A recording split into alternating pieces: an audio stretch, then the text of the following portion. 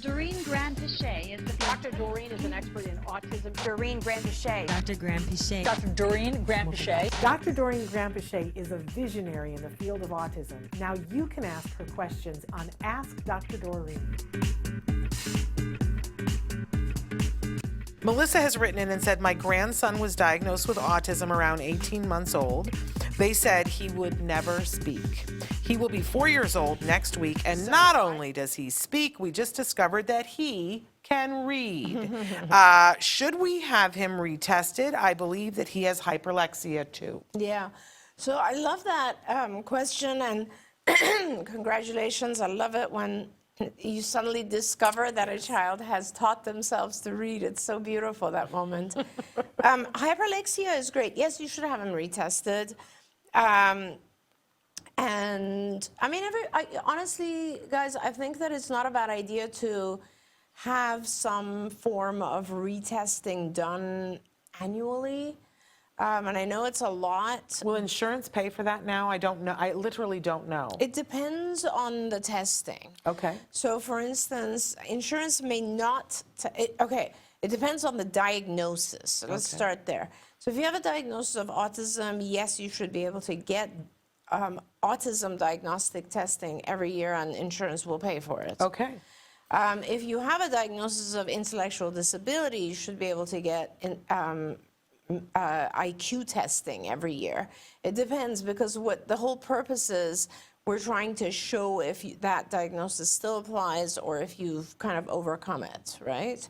And so that is really important. But now, hyperlexia, the ability to, the advanced ability to decipher letters and be able to read has somewhat of a correlation with autism. There are children who do have hyperlexia, and I love it because I have found that kids, and there's published material on this, that kids who have hyperlexia actually tend to do very, very well. They have a higher tendency to lose the diagnosis of autism just because now they have a kind of third way, I guess, of learning. One way being just visual, iconic, just like pictures, and the second one being auditory, and now they're reading. And so when they are, let's say, have a difficult time with social communication, a lot of times we can give them what they are supposed to be responding and what they're supposed to be asking. We can teach that to them in the form of writing. They can now read books that will advance them faster. They will be able to, they generally tend to go faster, right? And so it's wonderful, and it's a really nice thing, and I think it will help his auditory. It will help his vocal. And so, yeah, I would get him retested, and why don't you just have him, have them test for his IQ, have them test for diagnostic. And, you know, the tests that I think are important, and this is not just for this little child, but for all kids, are the tests that specifically measure the areas that we feel need help. So if your child is delayed in language, I'd be doing language testing every year. If your child has motor skill deficits, I would be doing those types of tests every year, because I want to see what is going on, right? And if your child's having a hard time, if your child's having a really hard time just learning, I would do some neuropsych testing, and also that would apply also to kids who've done very well, but they're caught on like the abstract stuff. Neuropsych testing gives us a lot of information about things like how your child memorizes, how your child patterns his universe, like what types of patterns does he learn, what are difficult things for him, what are easy things for him, and so on.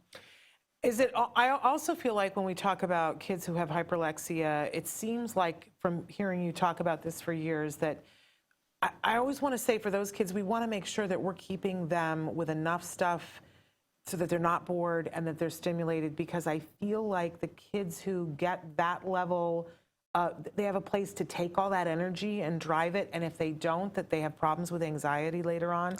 Is that accurate? I don't know that, not necessarily anxiety, But I would say for all of our kids, and I'm really glad you brought that up, because it's not just hyperlexic kids, it's also just, you know, you have kids with autism who have other special skills. Yeah. And I'm not talking about the kids who are geniuses and The savants, like, the savants. I'm not talking about that. I'm saying a lot of our kids have other skills that no one really taps into until later, as you mentioned. Yeah. So some of our kids have an incredible visual artistic ability. Some of our kids have an unbelievable musical ability. Some of our kids are extremely strong with memorizing facts. Others are extremely strong with like particular topics like geography or so on and so forth. So everybody has their own skill, and unless you feed that, I find that there's a boredom factor. Yeah. And especially with kids who are hyperlexic or intellectually advanced, they do get bored. And when you get bored, you will, once you get bored, once you're not stimulated enough, you'll start to try to fill your boredom with something, and that something is not always adaptive. Yeah. So a lot of times our kids might do repetitive types of behaviors simply because everything else in their environment is kind of boring and too slow.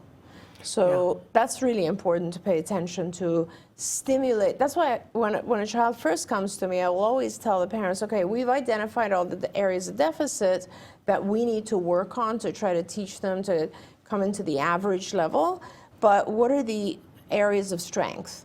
And let's look at those as well, because those are not only important to also feed, but they are the reinforcers. We all enjoy doing things we're good at. And if we don't feed that in our kids, they're just not getting enough reward from their lives. There you go. Don't forget, you can watch Ask Dr. Doreen live every Tuesday morning at 10 a.m. Pacific time. We hope to see you there.